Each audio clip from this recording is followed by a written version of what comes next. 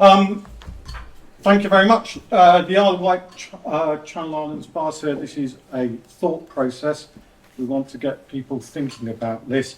This is not a proposal in any way, shape or form. It is an idea.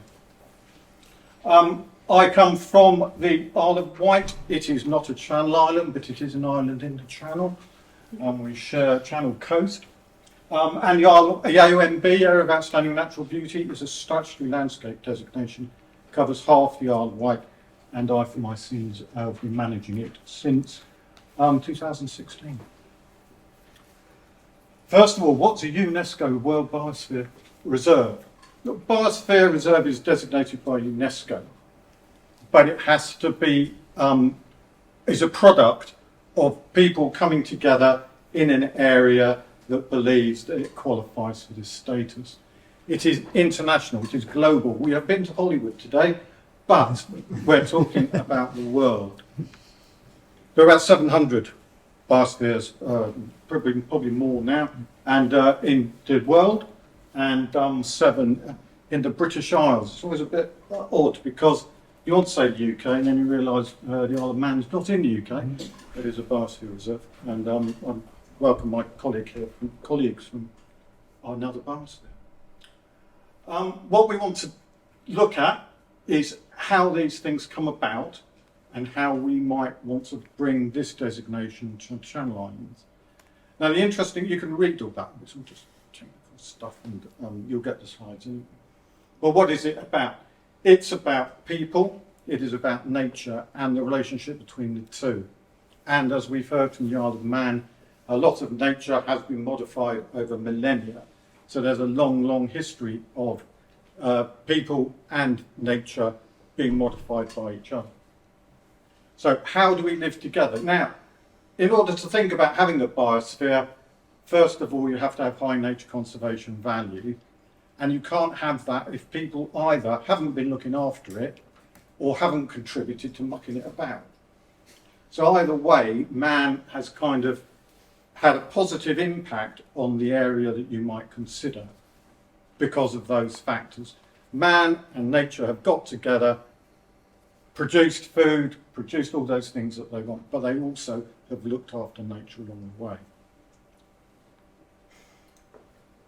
So as well as that interaction, there's also what we have seen today and what I've seen since I've started coming to these meetings in, I think it's Alderney in 2015, looking at Roland, something like that, is the vast amount of not only of knowledge, but of investigation.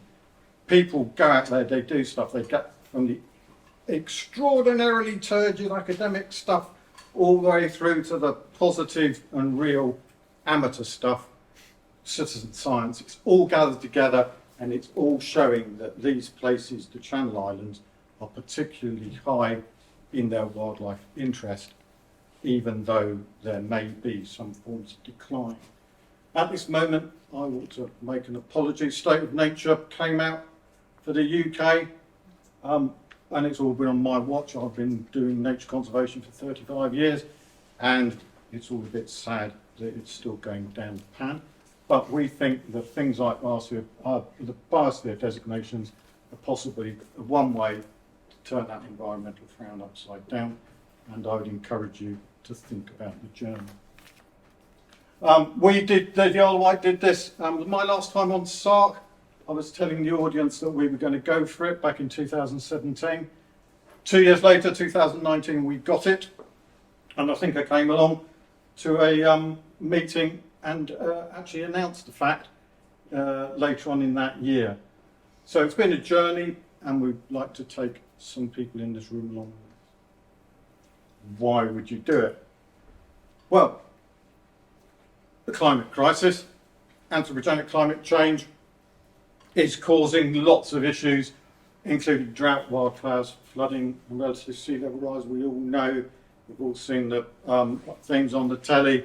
We've seen Greece burning, we've seen America's burning, and then we saw Greece flooding and America flooding. It is happening, it's there. What do we do about it? Biodiversity declines, again, not intimately linked with climate change, but also other reasons for it. The State of Nature report is blaming development, sewage, and intensive agriculture. And there must be other factors too. And then finally, nature disconnection. Basically, children do not know where milk comes from anymore. It comes from the supermarket. Actually, there's a bit of a chain going right the way back to a grazing animal. But all that, just in that one example, all that is being lost. And interestingly, it's now a generation on. The children we talk about who doesn't know where, it's actually down their parents. And the children are having even less idea of interactions between people and even domesticated animals, let alone the wider landscape. However, there are opportunities. It's touched on by Lee, environmental, social and governance strategies, ESG, corporate aspirations of offsetting their own activities, conscience money, whatever you want to call it. It's becoming bigger. Companies and big business want to show that they have a green conscience. You could call it greenwashing, and in most cases it is. But if we want resources for nature change and conservation of what's left, we might have to take dirty money as well as clean. Carbon and nutrient trading, again, touched on by Lee. Dasgupta and Stern, if you've read those reports, whether for good or ill, monetise nature. They said that nature is valuable, but it's even more valuable if you put pounds, shillings and pence on it. And you can sell it, you can buy it, you can trade it, you can do all those things as any other commodity. And that is going to give opportunity in terms of resourcing nature recovery for the future. But there's also sustainable production. We need to be able to produce food, whether it's on the sea or from the land, timber, fuel, medicine. Is that just going to happen by raping the planet, or are we actually going to do it in a sustainable way? If we're doing it in a sustainable way, then we're obviously helping to minimise human impact on the environment. So what does the biosphere do for us? First of all, it increases global recognition of the nature and culture and heritage of the Channel Islands. It's quite interesting that talk before, which I had no sight of, touched on a lot of this. It's not just about having a great natural world that we can all enjoy. It's not something necessarily to be exploited, but it is something that is intimately linked with our cultural heritage. You can talk, instead of talking about land, you can talk about farming. Instead of talking about fish, you can talk about fishing. There are these links, these cultural links between what we do with our natural world and how we want to exist within it. We are only one species. There are 9,500 recorded species on the Isle of Wight, and I don't think a human being is actually in that record system. But he is there. They are. Increased local recognition of natural and cultural heritage of the Channel Islands. I think from what I've seen over the past just short of a decade of coming to these meetings, is there's a lot of interaction, public engagement with the natural world in all the projects that I've seen being talked about over the years.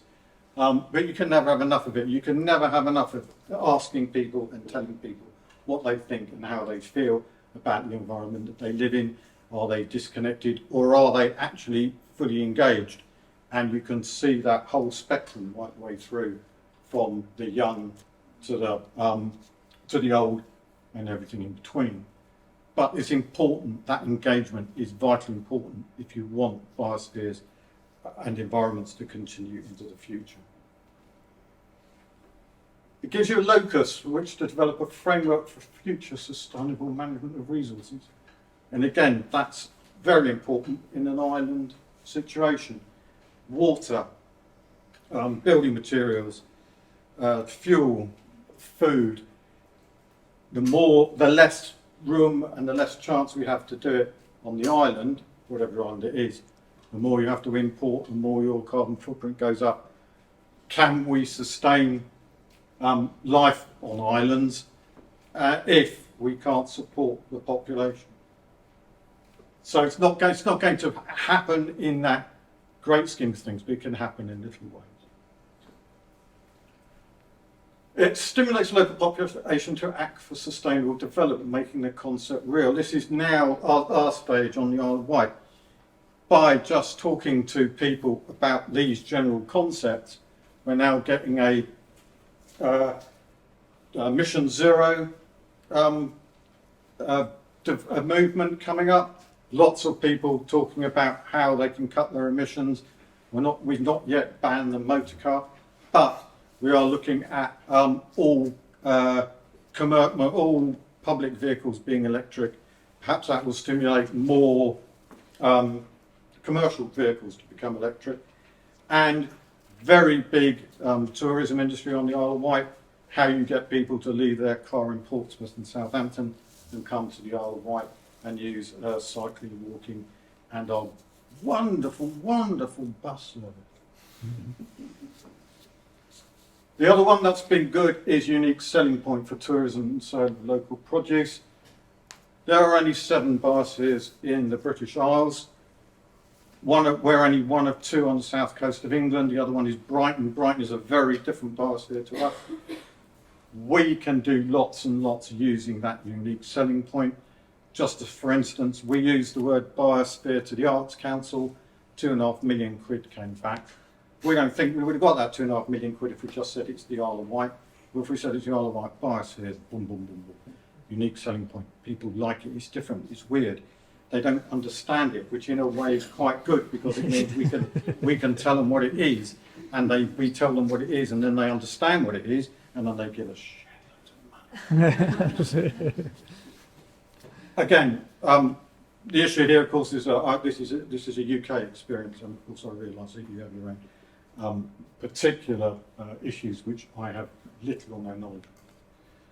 And then the other thing is you get to talk to other biospheres, like us and the Isle of Man. But you can also talk to ones further afield that might have similar problems. It might be Mount Olympus, or it might be Vanuatu, or it might be another really nice tropical island that you've always wanted to visit and do an exchange visit with. But all the air miles means you can't do it. Well, I got that the other day. Somebody said, "Oh, you're chairman of the Biosphere Committee." I said, "Yes, I am." So we don't go to Australia and do a week committee meeting. And I said, if anybody got wind that the chairman of the Isle of Wight Biosphere Committee was going to fly to Australia, I just would have been blown out of the water. Just couldn't. So how do you do it? And this is the bit that is the most technical, I suppose.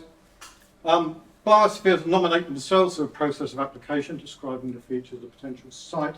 So basically all the lovely things that you've got on your islands, you need to describe them. Then you have to have a consultation with the local community to recommend, and it's recommended and important to show their support, all levels of government and the local communities, exactly what the marine plan people have done on Jersey. Once you've got an idea of what you want to do, you go out and you say to people, I've got this idea, just like I'm doing now. I've got this idea, why not join me in this journey? You could learn a lot, and you could also teach other people that living in a sustainable way is not only jolly good, it means the planet might last a bit longer. Biosphere reserves consist of 3 zones. They're the core important designated areas for nature, the buffer zones, which are designated areas surrounding the core, and undesignated areas with sustainability plans and aspirations. So the core areas with us would be SACs, I can never remember what they're called for. Sites of something conservation, can't remember that. What's an SAC? Special area conservation. Special protection areas, so they're both international sites under the Habitats Regulations in the UK and wherever else. Ramsar sites would be within that. And in UK, sites of special scientific interest, SSIs. We then have the buffer zone for the Isle of Wight is the surrounding sea, most of which is 75% the Isle of Wight's land surface is designated, and almost as much as the sea surrounding it. It is so the terrestrial bit of the biosphere is 355 square kilometres, but the marine bit is over 600 square kilometres. So it's very similar to the sorts of things we're looking at in the marine plan. And then the transition bit is effectively all the built-up bits, and also some of the areas that don't have these designations and don't have these specific plans. They have I think somebody referred to as the islands plan, a development plan of some kind, which talks about how development will progress across the island. Plans for sustainable management of all three zones must be established. So if you're going down this route, things like marine plans, if you didn't have them and you wanted the marine element to your biosphere, they would have to be worked up. Now, I hadn't seen the talk before, so I've got no idea how secret this is. However, it's just an example. So how would you create a biosphere or think about a biosphere around Jersey? You would look at so the core areas would be your designated areas of importance in nature. Your buffer area would be designated areas surrounding the zone. In this case, this would be the big teardrop that was just talked about.